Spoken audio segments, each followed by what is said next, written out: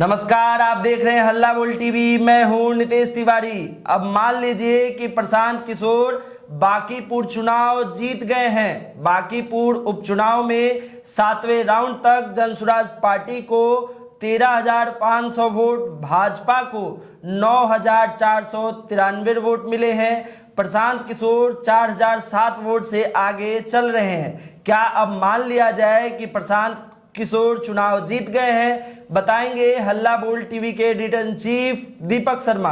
देखिए, अब तो मान लेना चाहिए कि प्रशांत किशोर बांकीपुर चुनाव जीतने जा रहे हैं जी, क्योंकि 7 राउंड तक 4,000 वोट से आगे चलने का मतलब यह है कि प्रशांत किशोर की लीड हर राउंड में बढ़ रही है जी।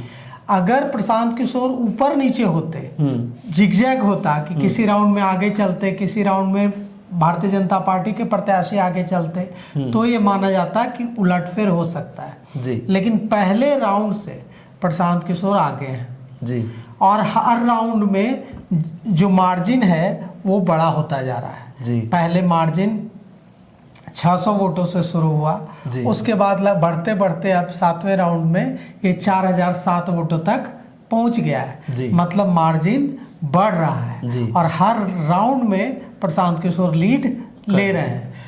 राष्ट्रीय जनता दल कहीं नहीं दिख रहा है फाइट में। राष्ट्रीय जनता दल की प्रत्याशी रेखा गुप्ता फाइट में कहीं नहीं दिख रही हैं। मतलब राष्ट्रीय जनता दल का जो वोट बैंक है वो प्रशांत किशोर की तरफ शिफ्ट हुआ है और जो पोलिंग हुई है वो बहुत कम हुई है। मतलब जो भारतीय जनता पार्टी का वोटर है वो वोट करने नहीं निकला।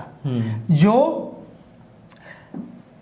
आरजेडी का वोटर है और प्रशांत किशोर को वोट देने में इच्छुक जो लोग हैं वो लोग बाहर आए और वोट दिए और भाजपा का वोटर घर बैठ गया। इसीलिए मत प्रतिशत कम हुआ है और प्रशांत किशोर अब चुनाव जीतने की ओर बढ़ चले हैं। इसका मतलब क्या होगा?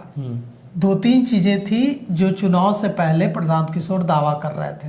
पहली बात वो ये कह रहे थे कि अगर मैं चुनाव जीता तो भारतीय जनता पार्टी नेतृत्व पर यह दबाव बढ़ेगा कि बिहार में सम्राट चौधरी को मुख्यमंत्री पद से हटाकर दूसरे को मुख्यमंत्री बनाया जाए।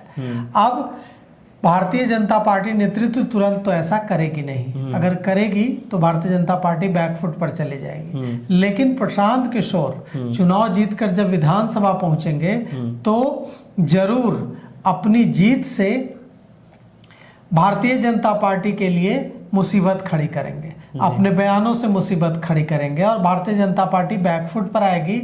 भारतीय जनता पार्टी जिसको जीत की आदत हो गई थी वो अब उसके लिए इस हार को पचा पाना बहुत मुश्किल होगा क्योंकि यह महज एक सीट नहीं है, यह नितिन नवीन की सीट है। नितिन नवीन कौन है? भारतीय जनता पार्टी के राष्ट्रीय अध्यक्ष प्रधानमंत्री नरेंद्र मोदी जिसे अपना बॉस बताते हैं वो है नितिन नवीन।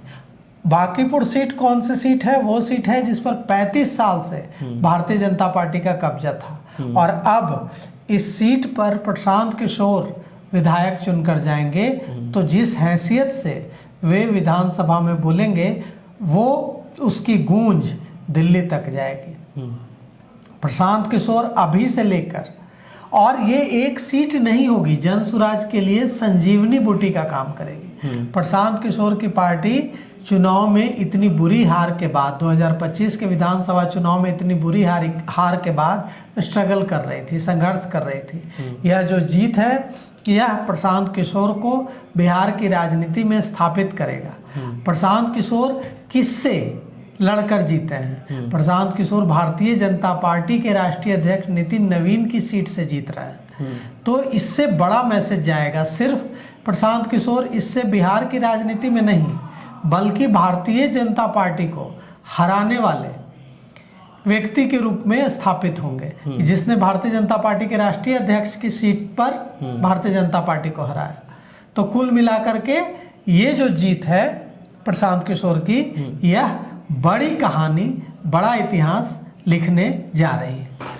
तो भारतीय जनता पार्टी जो है ये नितिन नवीन की सीट है और इस पे जो है जनसुराज से जो उम्मीदवार है प्रशांत किशोर अपनी बढ़त बना रहे हैं, तो इसको लेके आप क्या विचार है, आप अपनी राय हमें कमेंट बॉक्स में बताइए और तमाम अपडेट के लिए देखते रहिए हल्ला बोल टीवी। शुक्रिया।